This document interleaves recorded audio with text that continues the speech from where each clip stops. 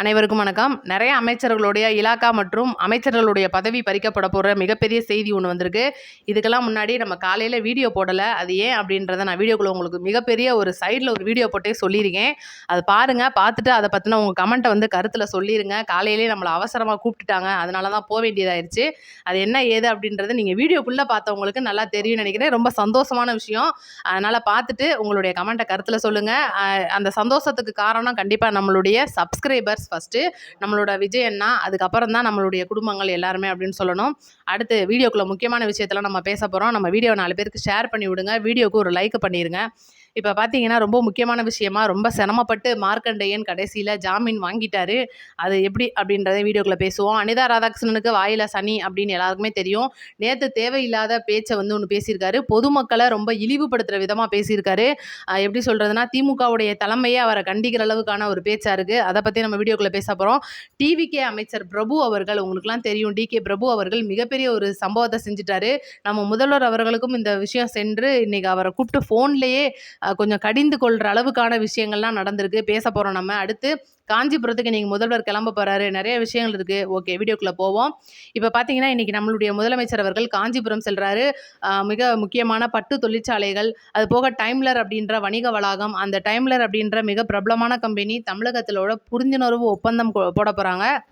அதுக்காக வந்து நம்மளுடைய முதலமைச்சர் அவர்கள் காஞ்சிபுரத்துக்கு போகிறாரு. அங்கே போயிட்டு ஓரகடம், இந்த சுங்குவார் சத்திரம், இந்த மாதிரியான முக்கியமான இடங்களில் இருக்கிற தொழிற்சாலைகளுக்கு ஒரு மிகப்பெரிய ஆய்வு ஒன்று மேற்கொள்கிறாரு. இதோடு நிற்க போகிறது கிடையாது மக்களே. மிகப்பெரிய தகவலாக இருக்கிறது என்னென்னா, ஒவ்வொரு மாவட்டத்திலும் இருக்கிற ஒவ்வொரு முக்கியமான தொழிற்சாலைகளுக்கு நம்மளுடைய முதலமைச்சர் அவர்கள் இப்போ பார்த்தீங்கன்னா அடுத்தடுத்து விசிட் அடிக்க போகிறார் அப்படின்றதும், வாத்தி ரெய்டு கண்டினியூவாக தொடரும் அப்படின்றதும் தலைமை கழகத்திலேருந்து வந்த ஒரு தகவலாக இருக்குது. அடுத்து ரொம்ப முக்கியமான விஷயத்துக்கு வருவோம். மார்க்கண்டேயனுக்கு ஒரு வழியாக ஜாமீன் கிடச்சிருச்சு. காலையிலே முதல் மனுவாக விசாரித்த நீதிபதி அவர்கள் நிபந்தனை ஜாமீன் கொடுத்துருக்காரு. காவல் நிலையத்தில், அங்கே இருக்கிற தூத்துக்குடி காவல் நிலையத்தில் போயிட்டு அவங்க கையெழுத்து போடணும் அப்படின்ற விஷயம். அடுத்து பார்த்திங்கன்னா, இந்த மாதிரி வந்து சில பேச்சுக்களை வெளியில் விட்டுறக்கூடாது. கொலை மிரட்டல் விடுற அளவுக்கான வார்த்தைகள் இன்னொரு தடவை அமைச்சர்கள் மற்றும் எம்எல்ஏக்களுடைய வாயிலிருந்து வந்துச்சு அப்படின்னா நீதிமன்றம் கடுமையாக எச்சரிக்கும் அப்படின்னு சொல்லிட்டு ஒரு விஷயத்தையும் சொல்லியிருக்காங்க. ரொம்பவே வந்து பல கோடி ரூபாய் செலவு பண்ணி இன்னைக்கு செந்தில் பாலாஜி பார்த்தீங்கன்னா உச்சநீதிமன்றத்தில் ஜாமீன் வாங்கியிருக்காப்புல. அதே போல் மார்க்கண்டேயன் பல லட்சங்களை செலவு பண்ணியிருக்காரு. திமுக கழகம் வந்து உண்மையிலே யாரெல்லாம் அடுத்து பேசுகிறீங்களோ சொல்லிட்டு பேசுங்கப்பா, பணத்தை நாங்கள் ரெடி பண்ணி வைக்கணுன்ற அளவுக்கு இன்னைக்கு ஸ்டாலின் அவர்கள் மண்டை குடைச்சல்ல இருக்கிறாப்புல.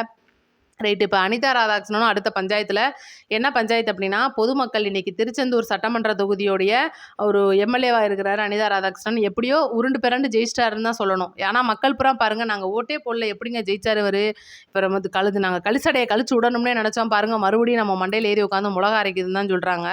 அந்த மாதிரி பார்த்தீங்கன்னா ஒவ்வொரு தடவையும் நம்ம முதல்வர் அவர்களே ஒருமையில் பேசுகிறது, கண்ட வார்த்தைகளை சொல்லி சகட்டு மேனிக்க வந்து பேசுகிறது அப்படின்றது இன்றைக்கி அனிதா ராதாகிருஷ்ணன் போன்ற இந்த சீமான் மாதிரி ஆளுகளுக்கெல்லாம் வந்து இன்னைக்கு தொடர்ந்து எலும்பு துண்டு போட்டுக்கிட்டே இருக்கான்னு தெரியல. திமுக பேசிக்கிட்டே இருக்காங்க. அந்த ஒரு வகையில் பார்த்தீங்கன்னா பொதுமக்களே நேற்று பேசிட்டாரு. என்ன பேசியிருக்காருன்னா, திருச்செந்தூர் சட்டமன்றத்துக்கு நம்ம போவோமா, நம்ம கிட்ட இருந்து பணத்தையும் வாங்கிக்கிடுவாங்களாம், பொருளையும் வாங்கிக்கிடுவாங்களாம், ஆனால் ஓட்டு மட்டும் சினிமாக்காரனுக்கு போட்டுருவாங்களான்னு சொல்லிட்டு தப்பான ஒரு விஷயத்த, பொதுமக்கள் வந்து பணம் வாங்கிட்டு நம்மளை ஏமாத்திருக்காங்க அப்படின்ற ஒரு விஷயத்தையும் சொல்லியிருக்காரு.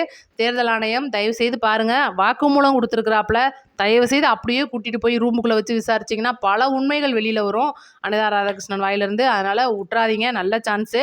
ஆமாம். இப்போ அடுத்து பார்த்தீங்கன்னா, நம்மளுடைய அமைச்சர் டிகே பிரபு அவர்கள், கனிம வளத்துறை அமைச்சர், காரைக்குடியில் இருக்கிற ஒரு அரசு பள்ளிக்கு விசிட் அடிச்சிருக்கிறாப்புல. பொதுவாக வந்து பார்த்திங்கன்னா, இப்போ ஒவ்வொரு அரசு பள்ளியும் எப்படி இயங்குது, நல்லபடியாக போயிட்டுருக்கா, பாடத்திட்டங்கள்லாம் சரியாக வந்துகிட்டு இருக்கான்னு அந்தந்த பொறுப்பு அமைச்சர்கள் ஒவ்வொரு மாவட்டத்திலையும் பார்க்குறாங்க. அந்த ஒரு வகையில் அமைச்சர் டிகே பிரபு அவர்கள் போயிருக்கும்போது பார்த்திங்கன்னா, சின்ன சின்ன குழந்தைங்களை ஃபுல்லாக கிரவுண்டில் நிற்க வச்சு டிவிக்கே கோஷம் போட்டது அப்படின்றது மிகப்பெரிய ஒரு குற்றச்சாட்டாக எழுந்திருக்கு. என்னென்னா, காரைக்குடியில் இருக்கிற கவர்மெண்ட் ஸ்கூல் அப்படின்றது இல்லாமல் ப்ரைவேட் ஸ்கூல், அதாவது ஒட்டுமொத்தமாக வந்து ஸ்கூல் பிள்ளைங்களை நிற்க வச்சு டிவிக்கேன்னு ஒரு கட்சி சார்ந்த கோஷத்தை எழுப்பியிருக்காருன்னு சொல்லிட்டு ஒரு குற்றச்சாட்டு அமைச்சர் மேலே வந்த உடனே, டிகே பிரபு அவர்கள் விஜய் அவர்களுடைய நன்மதிப்பை பெற்ற ஒரு முக்கியமான அமைச்சர் அப்படின்னு உங்களுக்குலாம் தெரியும். அதனால் பார்த்தீங்கன்னா ஸ்ட்ரெயிட்டாக தலைமை கழகத்திலேருந்து ஃபோனே வந்து நேரடியாக புஷி ஆனந்த் மற்றும் நம்மளுடைய விஜய் அவர்களுக்கும் வந்து போயிருக்கு. சிஎம் இதுக்கு என்ன பேச போகிறார் அப்படின்றத தாண்டி இது வந்து சும்மா சாதாரண விஷயம் கிடையாதுங்க. ஏன்னா இன்றைக்கி நிறைய இடத்துல நம்மளுடைய முதலமைச்சர் அவர்கள் ஒவ்வொரு இடத்துலையும் சொல்லியிருக்காரு, ஸ்கூலுக்குள்ளே இவங்களுக்கு மட்டும்தான் அனுமதி, கட்சி சார்ந்த அனுமதி கிடையாது அப்படின்னும் ஒரு சில விஷயங்களை வந்து எடுத்தே வந்து கோரிக்கை மூலியமாக நம்மளுடைய ராஜ்மோகன் அமைச்சர் அவர்கள் சொல்லியிருக்காரு. இருந்தால் கூட நிர்வாகிகள் கூட கேட்டுக்குவாங்க போல், இந்த அமைச்சர்கள்லாம் கேட்க மாட்டேன்றாங்க அப்படின்ற ஒரு விஷயம் இருக்குது. அடுத்து குதிரை பேர விஷயத்தை பற்றி நம்ம பேசி ஆகணும். இன்னைக்கு வந்து கிட்டத்தட்ட 20 எம்எல்ஏக்கள்கிட்ட பேசிக்கிட்டு இருந்த அந்த குதிரை பேர விஷயம் அப்படின்றது அமைச்சர்கள் வரைக்கும் நீண்டிருக்கு அப்படின்றது விசாரணை சிபிசிஐயோட விசாரணையில் தெரிய வந்திருக்கு. இந்த ஒரு விஷயம் அப்படின்றது கால்நடைத்துறை அமைச்சர் கமலி அவர்களுக்கு மிகப்பெரிய ஒரு பாதகமாக தான் அமைஞ்சிருக்குன்னு சொல்லணும்.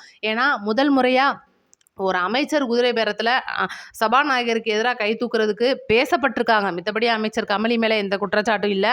அதே போல் அமைச்சர் ஜெகதீஸ்வரி, இவங்களை நம்ம சொல்லியே ஆகணும். ஒவ்வொரு சர்ச்சையிலையும் சிக்கிக்கிட்டு இருக்கிற அமைச்சர் ஜெகதீஸ்வரி, தொழில்துறை அமைச்சரான கீர்த்தனா அவர்களுடைய துறையில் சரிவர வேலை நடக்கலை அப்படின்ற ஒரு விஷயமும், போக்குவரத்து துறை எந்த ஒரு முன்னேற்றமும் இல்லாமல் சும்மா புது பஸ்ஸை வாங்குறாங்க, ஆனால் அதில் வந்து லாபமே ஈட்டல முடியல அப்படின்ற ஒரு சாதாரண ஒரு விஷயமும், அடுத்து பார்த்தீங்கன்னா போக்குவரத்து துறையை எனக்கு எப்படியாவது மாற்றி கொடுத்துருங்க அப்படின்னு சொல்லிட்டு விஜய பார்த்திபன் அவர்கள் ஒரு விஷயமும், அமைச்சர் சரத் அவர்களுடைய பிரச்சனை உங்களுக்குலாம் தெரியும், அந்த போதை மாத்திரை விஷயம் அப்படின்னு சொல்கிறாங்க. ஆனால் விஜய் அவர்கள் இதை பற்றி எந்த விஷயமும் கண்டுக்கல அப்படின்றத தாண்டி அவர் மேலே துறை ரீதியாக என்ன நடவடிக்கை எடுக்க முடியும், ஏன்னா இப்படிலாம் பண்ணியிருக்கவங்கள நம்ம இன்றைக்கி அமைச்சராக்கியிருக்கோமா அப்படின்ற ஒரு விசாரணையும் வந்து இன்றைக்கி யோசிக்க தானே செய்வாங்க. இந்த 4 அமைச்சர்களுடைய இலாக்காக்கள் மாற்றப்பட போகுதா, அல்லது இலாக்காக்கள் மாத்திர மட்டும் விஷயம்தானா, இல்லை அமைச்சர் பதவியே வந்து பறிக்கப்படுதா அப்படின்றத பொறுத்திருந்து தான் பார்க்கணும் அப்படின்னு சொல்லியிருக்காங்க. வரக்கூடிய சட்டமன்ற பட்ஜெட் கூட்டத்தொடர் இப்போ ஆகஸ்ட் 5ஆம் தேதி வந்து தொடங்குறதா இருக்குது. இந்த பட்ஜெட் கூட்டத்தொடரை நல்லபடியாக நடத்தி முடிச்சதுக்கப்புறமா இவங்களுடைய மிகப்பெரிய ஒரு அமைச்சர் கையில் பொறுப்பெடுக்கணும் அப்படின்னு சொல்லிட்டு நம்மளுடைய முதலமைச்சர் அவர்கள் ரொம்பவே சின்சியராக வேலை பார்த்துட்ருக்கார் அப்படின்றதும், இப்போ உளவுத்துறை மூலியமாக போன வாரங்களுக்கான ரிசல்ட் அப்படின்றது நம்மளுடைய முதலமைச்சருடைய டேபிளில் இருந்திருக்கு. வரக்கூடிய இடைத்தேர்தலில் மீண்டும் அதே ஜெயிச்ச அதிமுக காரங்களை நிப்பாட்டினா கண்டிப்பாக வாய்ப்பு இல்லை அப்படின்னு ஒரு மிகப்பெரிய தகவலை உளவுத்துறை நம்மளுடைய முதலமைச்சர் அவர்களுடைய காதுகளுக்கு சொல்லியிருக்காங்க அப்படின்ற ஒரு தகவல் வந்திருக்கு. ஏன்னா கட்சி தாவல் தடை சட்டம் மூலியமாக அவங்க மேலே கேஸ் போட்டிருக்கிறதும், அதிமுக சார்பில் இருந்து அவங்க மேலே கேஸ் போட்டிருக்கிறதும் தாண்டி இன்னைக்கு அவங்க மறுபடியும் மக்கள்கிட்ட போய் நிற்கும் போது கண்டிப்பாக திமுக பல வகையான வேலைகளை பார்க்கும் அப்படின்றத தாண்டி மக்களுடைய நன்மதிப்பை இழந்துட்டாங்களா, இன்னைக்கு என்னதான் இருந்தாலும் ஊழல் குற்றச்சாட்டு இருக்கிறவங்க விஜயபாஸ்கர்கள் இருவருமே வந்து பார்த்தீங்கன்னா அவங்களுடைய சைட்லேருந்து மிகப்பெரிய குற்றச்சாட்டுகள் இருக்குது. குட்கா வழக்கில் விஜயபாஸ்கர் இருக்காரு. இதெல்லாம் தாண்டி அவங்க வந்து ஜெயிச்சிட முடியுமா அப்படின்ற ஒரு இடத்துல அவங்களுக்கு விசில் சின்னத்தை கொடுத்து நம்ம நிப்பாட்டினா இவங்க சரியப்பட்டு வருவாங்களா அப்படின்னே வந்து இன்னைக்கு தலைமை கழகம் மிக முக்கியமான ஆலோசனையில் வேற ஈடுபட்டுக்கிட்டு இருக்காங்க அப்படின்றதும், புசி ஆனந்த் மற்றும் ஆதவர்ஜுனா நம்மளுடைய முதலமைச்சர் விஜய் அவர்கள் இவங்கெல்லாம் சேர்ந்து மிகப்பெரிய ஒரு சில வேட்பாளர்களே ரொம்ப ரகசியமாக வச்சிருக்கிறதும், அவங்கள தான் இடைத்தேர்தலில் களமிறக்க போகிறதும் அப்படின்றதும் தகவலாக போயிட்டு இருக்கு. பார்ப்போம் யார் யாரை இறக்கி என்ன மாதிரிலாம் வேலை பார்க்க போகிறாங்க அப்படின்றதே நம்ம வீடியோக்குள்ளே பார்க்க போகிறோம்.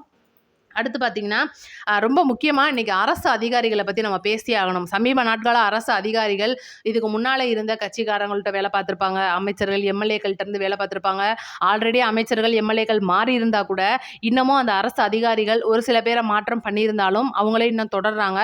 அந்த ஒரு தொடர்றது சம்மந்தமாக பார்த்தீங்கன்னா நாங்கள்லாம் அமைச்சரோட பிஏவாக இருக்கோம், எம்எல்ஏவோட பிஏவாக இருக்கோம், நாங்கள் அரசு அதிகாரிகளாக இருக்கோம், அந்த துறையில் இருக்கோம், இந்த துறையில் இருக்கோம்னு சொல்லிட்டு பொதுமக்கள்கிட்ட மிக கண்ணியம் இல்லாமல் நடந்துக்கிறாங்க அப்படின்ற ஒரு தகவலும் வந்து நம்மளுடைய தலைமைக்கு போயிருக்கு. லஞ்சம் ஊழல் அப்படின்ற குற்றச்சாட்டுகளுக்கும் ஆளாகிக்கிட்டு இருக்காங்க. இதெல்லாம் தாண்டி பார்த்தீங்கன்னா அரசு அதிகாரிகளுடைய அரசு சம்பந்தமாக கொடுக்கப்பட்ட கார்கள் 15,000 மேற்பட்ட கார்கள் வந்து முறைகேடாக வந்து வேலை பார்க்குறாங்க. அதுக்கு வந்து கவர்மெண்ட் செலவில் வந்து பெட்ரோல் டீசல் போடுறதும் இந்த மாதிரியான சம்பவங்கள் அரசுக்கு மிகப்பெரிய ஒரு நிதிச்சுமையை ஏற்படுத்துது. அப்படின்றனால அவங்களுடைய கார்களை ஓரமாக நிப்பாட்ட சொல்லி நம்ம முதலமைச்சர் அவர்கள் கட்டளையிட்டிருக்காரு. அவங்க எல்லாமே வந்து அந்த அரசுடைய கார்களை சும்மா வந்து ஒரு கடைக்கு போகிறதுக்கும் அதுக்கு போகிறதுக்கு இதுக்கு போகிறதுக்கும் பர்சனல் யூஸ் பண்ணிட்டு இருக்காங்க அப்படின்ற ஒரு தகவலும் வந்திருக்கு. அதனால் இந்த ஒட்டுமொத்தமாக இந்த முடிவை வந்து மாற்றிருக்காங்க. இதுக்கு வந்து சில கட்டுப்பாடுகளை விதிக்கிறதுக்காக இப்படி பண்ணியிருக்காங்க அப்படின்ற தகவல். அடுத்து பார்ப்போம் என்னெல்லாம் நடக்க போகுதுன்னு. அடுத்த வீடியோவில் நோட்டிஃபிகேஷன் ஆன் பண்ணி விடுங்க, வந்துடுறேன். மறக்காமல் உங்களுடைய கமெண்ட்டில் சொல்லுங்கள். பாருங்கள், எங்களுடைய அந்த சில்வர் பட்டன் இதுதான் நான் வீடியோவில் சொல்லியிருந்தது. இதை நீங்கள் வீடியோக்குள்ளே பார்த்தீங்கன்னா இதோட கொண்டாட்ட வீடியோமே இருக்குது. இதை வந்து நான் கண்டிப்பாக முதல்ல விஜயண்ணனுக்கும் அப்புறம் நம்ம சப்ஸ்கிரைபருக்கும் நாங்கள் வந்து சமர்ப்பிக்கிறோம். ரொம்ப கடின உழைப்பு அப்படின்னே சொல்லணும். அதை பற்றி உங்கள் கமெண்ட்டை நாங்கள் எதிர்பார்க்குறோம். நம்ம வீடியோவுக்கு மறக்காமல் ஹைப்புன்னு ஒன்று இருக்கும், அதையும் கொடுத்துருங்க. நன்றி, வணக்கம். அடுத்த வீடியோவில் சந்திப்போம்.